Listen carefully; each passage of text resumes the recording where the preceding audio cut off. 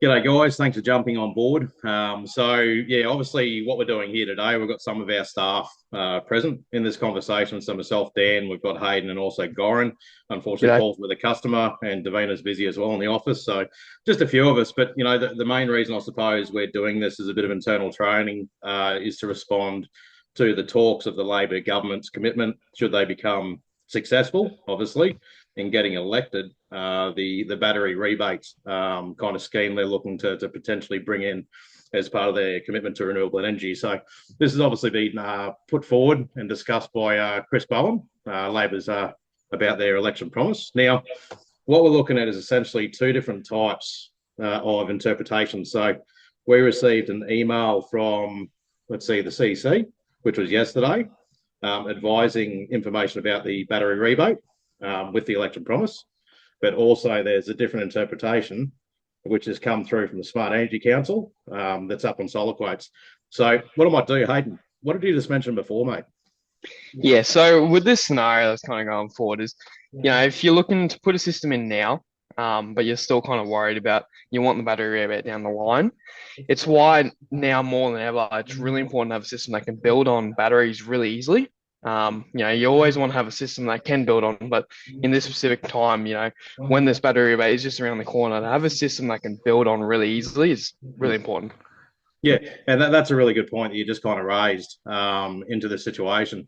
And, obviously making sure that you've got a system where you can actually add battery storage to take advantage of that rebate is very important when you're picking a product too. So Yeah. that kind of highlights, you had a conversation with a client yesterday that was looking at a few different products. I'll get you to just to kind of, this is putting you on the spot, explain the conversation I had yesterday, because that's really good information that people need to consider long term. Yeah, so certain systems out there in the market, they will have a single BMS that controls the whole stack.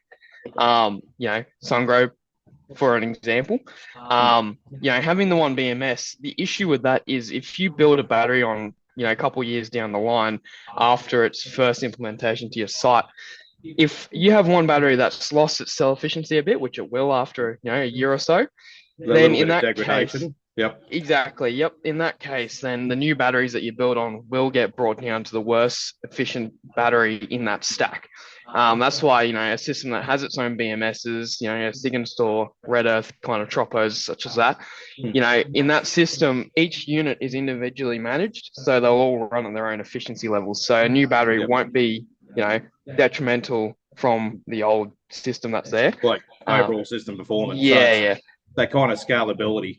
Very similar to solar panel technology. Obviously, any new panel is going to be brought down to the worst panel's performance. So if you put a system on like 10 years later, you've got to weigh up those benefits of actually partially adding. So same idea goes into battery degradation. Obviously, battery degradation is over a very long, kind of lifespan. That's a whole new conversation about cycle rates and all the rest of it. But it's something you need to kind of consider. So when you're looking at this possible, and I say possible, battery, rebate program, federal government incentive. Indeed possible. Mm. Yep. So pretty much, let's go over a couple of the interpretations from the Clean Energy Council first. So the Clean Energy Council stipulates that basically there's a potential they will provide up to a 30% discount on purchase price, up to a maximum of $4,000 for 11.5 kilowatt hour battery. Basically, the system's going to be, or the whole entire process will be monitored by the SRES to make sure the compliance is met with battery additions to homes and businesses. The government buyback certificates. So basically, it's going to be a similar rebate process to what we currently do for small scale renewable certificates, which is the STC, where it'll actually go through a federal government portal and it'll be traded for independent retailers like Trade and Green and Green Deal that retailers use to transfer those rebate funds. So very similar process. So it should streamline it as opposed to the previous battery booster programs that they brought out in Queensland, which were a bit of a nightmare on the administration side and also for the consumers trying to get the rebate as well. So this federal process is going to be much more streamlined if they handle it right from the get-go. So fingers We can crossed. only hope. We can Yeah, only hope. yeah, that's right. And basically, the other thing that's been mentioned as well is the battery system by the CEC should enable participation of virtual power plant, VPP orchestration service. So basically, a program will require batteries to be installed ready for virtual power plant use. Now, this is something that's got a lot of speculation. I've been doing a lot of research online and Facebook forums, things like that, with other installers, and there's different interpretations of what that's going to mean. But essentially, if we break that down for the person that doesn't understand energy trading, they're basically saying that there could be a potential that they'll be able to mandate access to your home battery system to be able to discharge the grid when the grid needs power the most, which is generally early morning before solar starts to wake up on the grid and solar saturation comes in, but also in the evening. So when everyone gets home from work or wherever they might be for the day, and they're consuming a lot of power within that home, kind of environment. So what that means is essentially you can lose some form of control over the way your battery system is actually operating in your home. So, it's not set in stone. It's something they've put in there that it needs to be ready for that integration program. So that might also limit, the batteries or the inverter technology as well. You can select through the battery booster rebate program. So essentially, not all product is actually capable of doing VPP integration. So that could be interesting to see how that kind of shifts the energy space. Because obviously the problem that the Australian grid is dealing with at the moment is obviously through the day, we've got heaps of solar saturation. So most of the power that's on the grid is actually getting used from renewable already from, homes and businesses and solar farms and all the rest of it. The power at night time, that's where the problem is. And that's why they're bringing community battery projects in certain areas to try and lessen the load on the grid to save the transmission of power from those, coal-fired power stations and backup diesel generators to match the demand. So this is something that might actually change the way energy is shared in Australia by making every home essentially its own little power plant that can kind of share power through the community. That's my interpretation, with my experience in the industry. It is worth stating, though, it is very much an unknown still. Both regulators kind of have differing opinions on this at the moment, so it's really hard to really get a proper answer pretty as much. of how it is now. But from what they're giving us, we've got a pretty solid idea of how it is going to go forward. But still not confirmed. It's an election promise, and we all know what election promises are like, shrouded in mystery and all the rest of it, and they kind of focus on the key points, and the smaller details get worked out later. So, this is something that's going to modify and kind of come through with more information as it proceeds. Obviously, if they're not successful with the election, we'll say goodbye to that program and things will continue as normal, unless, the other government that stays in power decides to kind of, bring it in. So the other thing stated by the CEC email that received yesterday is the support installation of batteries, small business and behind the meter community assets like swimming pools, libraries, public schools, things like that. And basically they're indicating that the small business and community facilities to access the subsidy will support up to 50 kilowatt hours of batteries sized up to 100 kilowatt hours eligible, which is quite interesting because it's almost a contradiction, that statement, with the very first bit, which is will provide 30% discount on a purchase price up to a maximum of $4,000 for an 11.5 kilowatt hour battery. So those two things aren't matching up on the same email, as far as the way they're actually working out this rebate. So there's no real clarification there. It's pretty simple as far as a summary. Now, where it gets interesting, I'm going to look at my right-hand side screen here, which is a update that was actually written, an article by Solar Quotes. And this is, I think, information from what I can understand that has come from Smart Energy Council, another regulator, essentially explaining their version of this Labor commitment or promise. Now, as of this morning at 9:45 a.m., I'm literally reading this from the website, a special industry briefing was held by the Smart Energy Council with Minister for Climate Change and Energy, Chris Bowen, this morning. And basically, this is a summary. Now, batteries installed from now to July 1st will also be eligible, assuming Labor is returned to power, but cannot be switched on until July 1st. So basically they're saying you can install them now, and essentially you can actually backdate the rebate process if they get elected and put it into the mix. But you can't turn your battery system on, which doesn't make too much sense to me at all. So that's an interesting interpretation. The next point here, while the subsidy will be available for eligible battery systems 5 kilowatt hours to 50 kilowatt hours capacity usable, in brackets, a system up to 100 kilowatt hours can be installed. So take what you will of that comment. Batteries will need to be VPP capable. So both the Smart Energy, Solar Quotes, and the CC are all speaking this VPP, virtual power plant capable technology. But there's no requirement for VPP participation they're specifying, which is quite interesting. So this is once again on the Solar Quotes article they've written up based on their interpretation. So once again, who knows until we see the fine print and what's going to happen in the background there.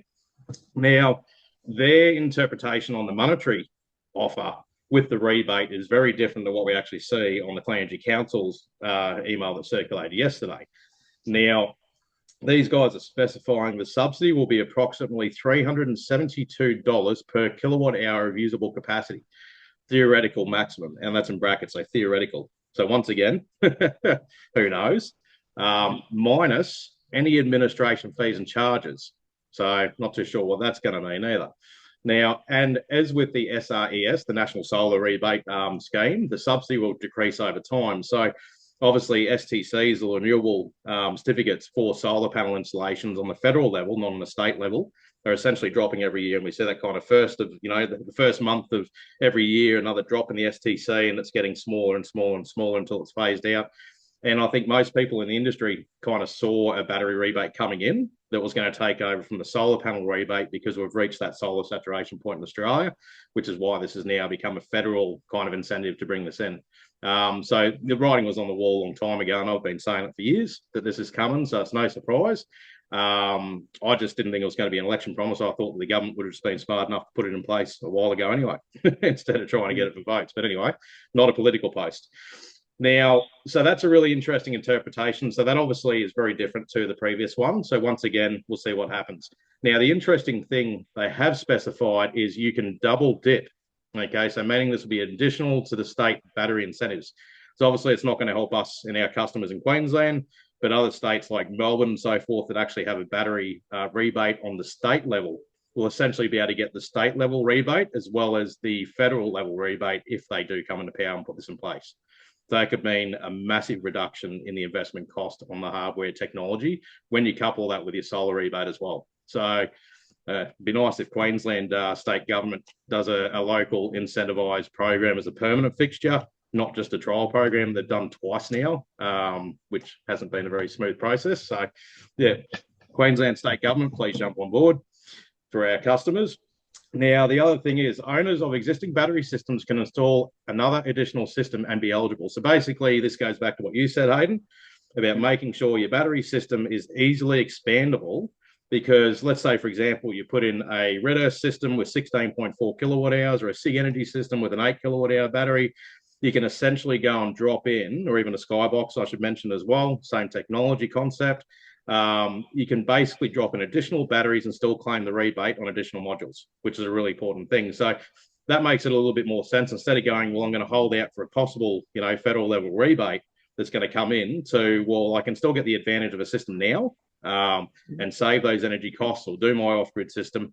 And essentially, it looks like going off this information, you will be able to actually claim on expansion of your system. So you can add batteries at a reduced cost down the line. I mean, even if you want to go with a SIG Energy kind of solar system without a battery, you can kind of just start with your batteries down the line when the rebate does possibly come in. It's kind of just making sure you're expandable. Yeah, so pretty much start with the inverter that's battery ready, and then you can add your batteries as well. So there's multiple different ways you can go around that and still manage to get your hands on that federal government rebate if that is actually fact. Obviously, all this is kind of hearsay at this point, as we're seeing multiple different, interpretations. So we'll see how it all kind of goes as it, moves along. Now, we've got another update here. So once again, on solar quotes with the smart energy kind of interpretation, the battery must be attached to newer or / existing solar system. To extend it to those without solar systems require a change in legislation rather than just regulations. So basically, you have to have a solar system, for that battery rebate to be added to. For all owners of multiple properties, this is an interesting one. So basically, if you've got a system at each property, say you're an investor or you've got multiple dwellings over different addresses, you can actually claim the rebate, even if you're the owner on the title or for the council, obviously registration for those properties, you can claim that multiple times. So you can essentially double, triple, whatever dip on that because every property is going to be taking it as a separate system. So there's no limitation going off this. So the scheme will be uncapped in terms of number of subsidies. So once again, kind of just qualifies what I just said with the point, kind of above that. Essentially, the government will buy back certificates created under the SRES. It says that it means no upward pressure on power prices. So they're essentially indicating, because it's a government process, it's not going to affect retail prices with cost per kilowatt, all the rest of it. Once again, it remains to be seen. We'll see how that kind of obviously develops when it comes in. And so essentially, that's a really good summary. So we're looking at two completely different regulators and interpretations. Everyone's talking different things. I've heard from, some installers I was talking to last night, they reckon the battery rebate's going to be available for off-grid customers as well. My question on that is essentially, well, okay, if that's the case, then why would they need VPP, virtual power plant integration, being notated on both these interpretations? Essentially meaning that you need to have that technology to get the rebate. But if you're off grid, you don't have the grid. So there's no point in having a virtual power plant because you can't send surplus power back to the grid. So that's something you've got to consider when you're looking at off-grid systems. Both of these are, to me, indicating that you have to have a grid-connected system to actually benefit from the federal government battery rebate program. If they got rid of that VPP integration as a must-have requirement, then yes, that would indicate that it actually opens it up to off-grid customers. And I think they need to really consider that, because there's a lot of customers in Australia where hooking up to the grid isn't an option and off-grid is their only option. So it's a bit unfair to say to Queensland customers or anywhere in the state, look, we support your need to get reliable power, but we're not going to help you on the investment. Yeah. So this is something they need to take into account on a political level, I think, for our customers, because I know a lot of customers, we do a lot of off-grid. And yeah, they won't be too happy to hear if they miss out on that opportunity down the line to build their system up. So yeah, I suppose that's a really good kind of summary over it. This is a video we're going to stick up basically on a YouTube channel. We can send it off to customers asking questions. Biggest thing I can point out is obviously this is an election promise, just to summarize. It's an election promise. There's no real certainty on exactly how this is going to roll out, and we also don't have a time frame. Now, if Labor does get elected and they back their election promise, there's a good chance it could take 12 months before it even gets to a situation where it's a ready program to go, because they'll have to set up a whole new team to manage this and the influx of requests for the federal government rebate, which means setting up processes, teams, all the background stuff, and that's not a fast process. So it could take 12 months, 2 years. They're indicating this is obviously a scheme that they're bringing in with X amount of budget allocated, which is, what are we looking at here? I think it was $2.3 billion for up to 1 million batteries to be delivered by 2030. So, it's not saying when it's going to come in. They're just saying by 2030, they want to actually hit that budget. And once again, I think we're going to run into a situation where it's going to become so popular from customers feeling the crunch of power bill increases that basically they're going to run out of budget, which is exactly what happened. The two Queensland battery booster programs, about halfway through their periods, they ran out of physical funds because everyone was jumping on it. So that's something that's more likely going to happen. So I think they need to provide some transparency on that as far as if they're prepared to actually increase it to match demand with Australian consumers. Goran, mate, do you have any questions about what we just discussed? I think you're on mute there, mate, sitting patiently listening. Yeah. No, it's very interesting. And as you have said, it's election promise, and we don't really know. That's the first step. Yep. And the second one is to see how it falls out, what the promise is in reality.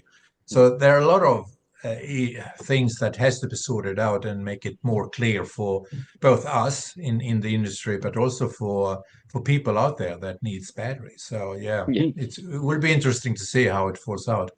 100%. It's one of those stay tuned kind of things, isn't it?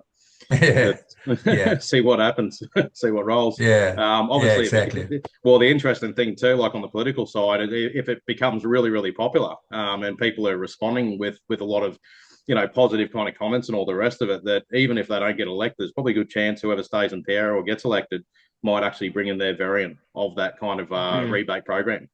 Yeah. So, and in my opinion is also, I have a few customers that has a VPP, virtual power plants, and they are not really happy with not having control of what goes back to the grid. So if someone else take your power that you need in the morning or in the evening, we will have a lot of unhappy customers. Yeah, well, that's a very real risk, of course, because obviously when those triggers get sent through to the system, if that does become a mandated process with the VPP, they lose control of that whole entire investment. There's nothing you can do because it basically sends a command to the system and tells it to discharge that it's maximum. If it's single phase, it'd be 5,000 watts. It'd be pumping out from your battery system until it's empty, essentially. Which means we have to be left for nothing.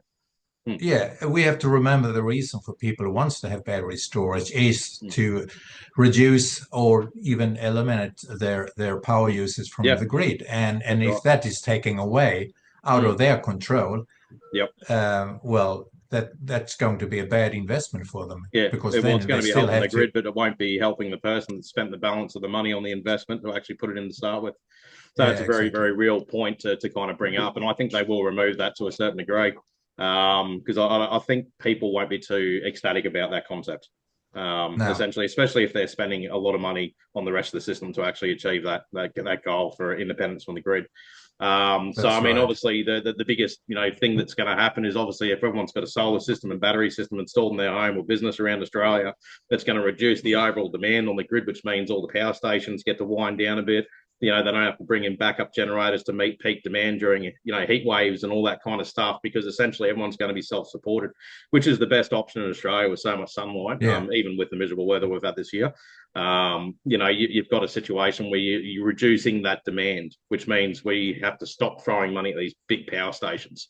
So excellent. All right, guys. Well, I think that's a good little summary. It's long enough to kind of keep everyone informed on where it's currently sitting. And pretty much we're in the same boat as you guys. We'll just kind of see how it rolls out, and more information, interpretations will come out as time goes on, I suppose. Excellent, All right. guys. All right, well, we hope everyone found this nice and handy. We'll see you around, and give us a call or reach out to us if you have any questions as well. We're happy to kind of answer anything you might have. All right, guys. See ya. Cheers. Bye.